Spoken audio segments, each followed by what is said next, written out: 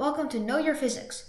Today we'll be talking about motion and mechanics. So, we have two examples today. First one is going to be how a bicycle works, and the second one is going to be levers and Archimedes. Okay, so physics is everywhere, powering the world, shaping our lives, and helping us accomplish the impossible.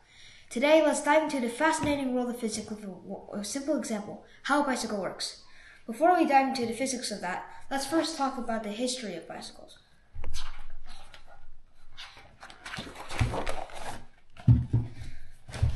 Before the bikes that we know like this, the bike started as this kind of bike called the penny farthing. So the big wheel representing the penny, and then the back wheel representing the farthing. So what this was is that right here is the gear. So this wasn't the most efficient bike, since that if you're pedaling this is not really the most, this is going to be, if you pedal this one, then this is going to go a lot of times. But this is going to, it's going to really hurt when you fall down, right? So now it's going to look like this. So both wheels are the same, okay? And then you just pedal. So after that, we have gears. So gears have 1, 2, 3, 4 gears. So pretend 4 is the largest gear and 1 is the smallest gear. Okay? So when you're going like on the downhill or like flat places, you would want to have the first gear. Because that it would be really hard to pedal, but once you pedal this small gear will go really fast because it goes a lot of times, right? But the fourth gear, you would want to use it when you're going uphill, since it's easy to pedal, but you won't really go that far, so it's less tiring, but not most efficient. Okay. So there's three main parts of physics for a bike. So there's torque, friction, and balance. So torque is the measure of the force that can cause an object to rotate about an axis. So the equation is torque equals to radius multiplied by the force of sine theta.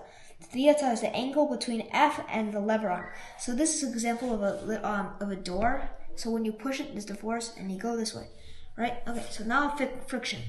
So friction. The friction is the force resisting the relative motion of solid surfaces, fluid layers, and material elements sliding across each other.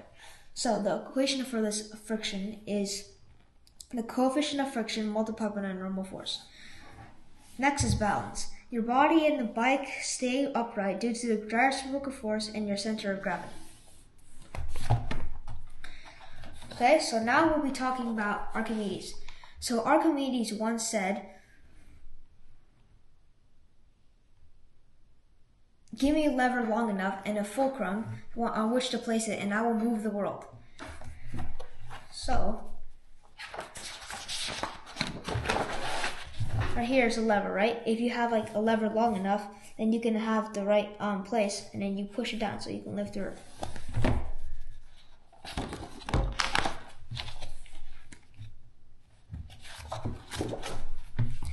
Okay, so on your bike, pedals can act like levers.